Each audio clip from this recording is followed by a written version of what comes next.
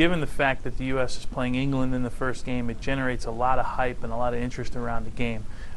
Certainly you're talking about one of the most storied countries in the world. When you talk about their domestic league, you're talking about the Premiership, which is highly viewed around the world.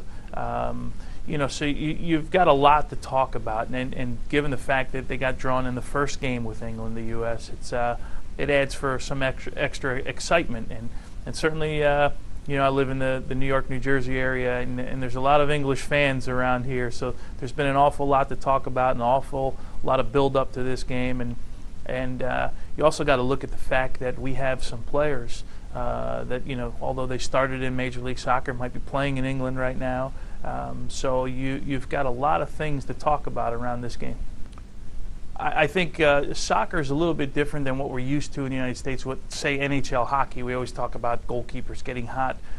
I've had this theory since the day I started playing at the international level. International goalkeepers, for me, it's a corny saying, but they have to make all of the saves that they're supposed to make, and they need to make one of the saves that they weren't supposed to make. And that there keeps your team in a game. Anything after that, for me, is a bonus. If you're depending strictly on your goalkeeper in soccer to win, there's no chance. The goal is too big, the field is too big, it's too open. Certainly you need help, and I think this particular U.S. team won't have to depend for 90 minutes on Tim Howard. Will they need him to make a save? Absolutely. But I don't think they're going to need to depend on him for an entire 90 minutes for 3 games. Well, I think when you watch goalkeepers, what I like to see from World Cup to World Cup is the maturity.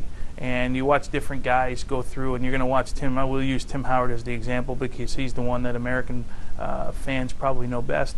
4 years ago, although Tim didn't play, I watched him play in the Premiership, and I watched him through Major League Soccer, and he was an athlete, sometimes out of position, but was so good athletically where he could make up for it.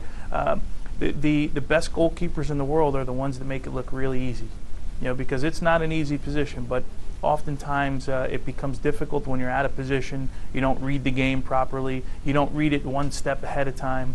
And I think that's, when I was 20 years old, it used to kill me when people say, oh, goalkeepers are great when they're between 31 and 35 years old.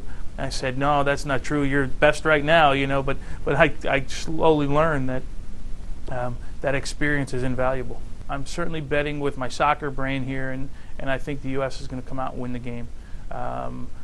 If I were betting with my heart, I would obviously pick the U.S., but I'm trying to think of it from a soccer standpoint, but I'm thinking a 2-0 win for the United States tomorrow.